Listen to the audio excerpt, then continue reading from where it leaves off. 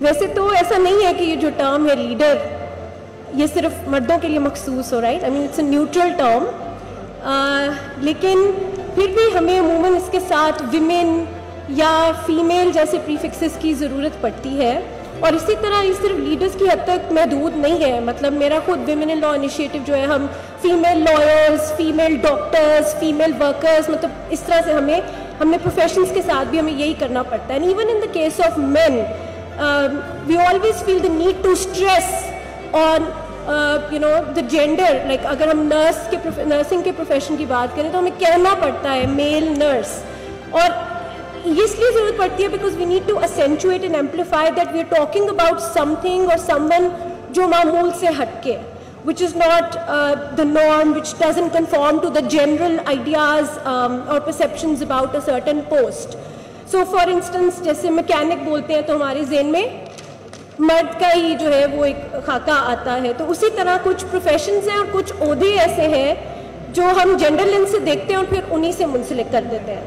Now what happens is اس کا نقصان کیا ہوتا ہے when we do it, when we classify professions and positions in terms of gender, what we're basically doing is کہ ہم ایک مین اسٹریم اور ایک ادر کی بائنری کو کریٹ کر رہے ہوتے ہیں. اینڈ یہ جو بائنری کریٹ ہو جاتی ہے اس میں اوبیسلی پھر جب ہم ادر کو مین اسٹریم کرنے کی کوشش کرتے ہیں تو جو مین اسٹریم اسٹیک ہولڈرز ہیں وہ اسے ریزسٹ بھی کرتے ہیں، کیونکہ اوبیسلی ان کے نزدیک یہ ایک معمول سے ہٹ کر چیز ہو رہی ہے، رائٹ؟ تو یہ this is something which can potentially limit. جیسے ہم ویمن لیڈرس کا ورڈ یوز کرتے ہیں تو اٹ کین پوٹینشلی لمٹ اور alienate us as stakeholders. لیکن پھر بھی جیسے ہم دیکھتے ہیں خواتین کی جب مخصوص نشستوں کی بات ہوتی ہے وہ بیچاری وہیں تک ہی محدود رہ جاتی ہیں. پھر سو ریزرو سیٹس جو کہ فلورنگ ہونی چاہیے اس کو ہم سیلنگ سمجھ کر ان کو وہیں تک ہی لمٹ کر دیتے ہیں. حالانکہ no single gender should comprise more than half of the composition of any body or any institution. پر جب تک ہم وہاں نہیں پہنچتے تب تک obviously ایک اور طریقہ بھی ہے اس ساری چیز کو دیکھنے کا کہ ہم ایسے پریفکسز کیوں یوز کرتے ہیں. So the other way of looking at this is کہ جب بھی ہمیں کسی چیز کی خاص نشاندہی کرنی ہو، کوئی اسپیسیفک ہائی لائٹ کرنا ہو کوئی ایشو جو کہ اس پرٹیکولر مارجنلائز کلاس سے ریلیٹڈ ہو، تو تب بھی ہم ان پریفکسز کو یوز کرتے ہیں. ہمیں ضرورت پڑتی ہے انہیں یوز کرنے کی تاکہ وہ ایک لارجر ڈبیٹ میں گم نہ ہو جائے.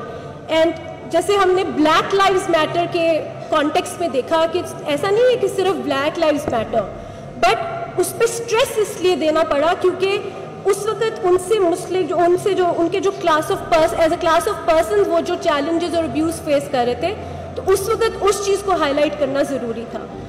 سو بہرحال مجھے جب ہانیہ نے انوائٹ کیا کہ مجھے آ کے امپورٹنس آف فیمیل لیڈرس کی اور فیمیل لیڈرشپ کی بات کرنی ہے تو مجھے یہی ریئلائز ہوا کہ ابھی بھی ہم وہاں تک نہیں پہنچے، ہم اس مقام پہ نہیں پہنچے کہ جہاں پہ یہ ویمن لیڈرز کا پریفکس لگائے بغیر ہم ایک مین اسٹریم کی کانٹیکسٹ میں بات کر سکیں. لیکن میں کہنا یہ چاہ رہی تھی کہ بے شک ہم شروع ان پریفکسز کے ساتھ کر رہے ہیں لیکن یہ ہمارا اینڈ گول نہیں ہونا چاہیے. And we should all make efforts to bring this to a point جہاں پہ بے معنی ہو جائے یہ پریفکس لگانا، اور جب ہم لیڈر کہیں تو ہمارے ذہن میں کوئی ایک جینڈر بس نہ آئے اور ہم اس کو ایک اوپن نیوٹرل ٹرم جو کہ وہ ہے اسی کانٹیکسٹ میں دیکھ سکیں.